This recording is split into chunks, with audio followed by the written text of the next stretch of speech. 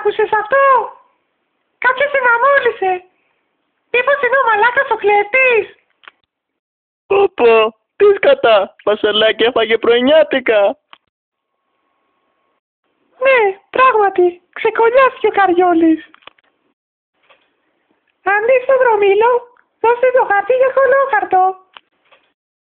Είδες το μπορδίλο? Πού? Χέσε το θάμνο.